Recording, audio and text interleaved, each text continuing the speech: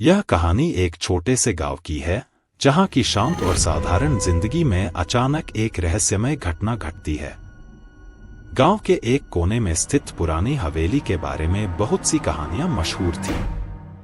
लोग कहते थे कि रात के समय वहां अजीबोगरीब आवाजें आती हैं। कोई हवेली के अंदर जाने की हिम्मत नहीं करता था, लेकिन यह सिर्फ अफवाह मानी जाती थी, जब तक कि गांव में कुछ खौफनाक हत्याओं का सिलसिला शुरू नहीं हुआ।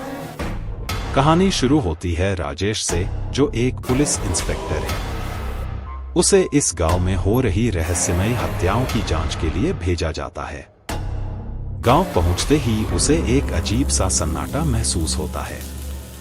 गांव के लोग सहमे हुए रहते हैं और कोई भी उस हवेली के बारे में बात करने को तैयार नहीं होता।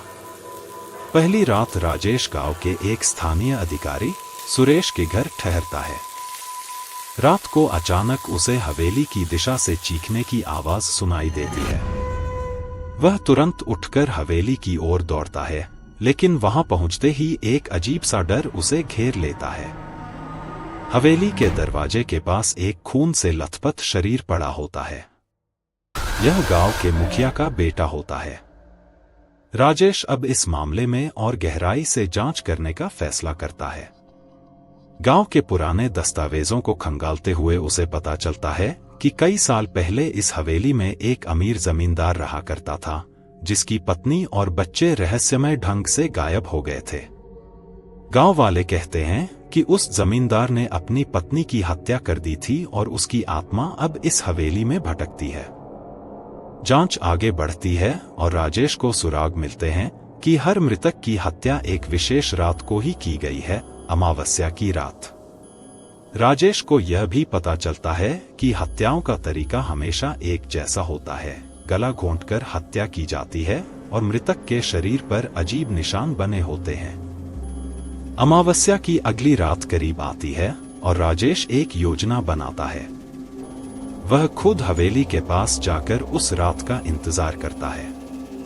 आधी रात को अचानक हवेली के अंदर से तेज आवाजें आने लगती हैं। वह साहस जुटाकर अंदर घुसता है, लेकिन अंदर का दृश्य देखकर उसकी सांसें थम जाती हैं।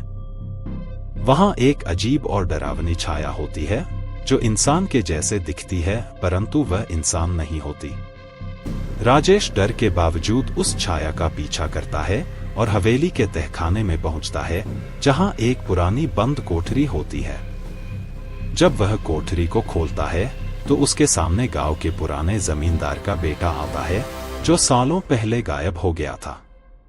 सच्चाई सामने आती है कि यह हत्याएं कोई भूतिया शक्ति नहीं कर रही थी, बल्कि यह गांव के जमींदार का बेटा ही था, जिसने अपने पिता के अत्याचारों का बदला लेने के लिए यह सब किया था। उसने अपने पिता को मारने के बाद इस हवेली को छोड़ दिया था, लेकिन सालों बाद वह फिर से वापस आया और अपने दुश्मनों को खत्म करने के लिए एक नकली भूत की कहानी गढ़ी। राजेश ने उसे गिरफ्तार कर लिया, लेकिन हवेली की छाव में खड़े होकर उसे अब भी एक अजीब सी सिहरन महसूस हो रही थी।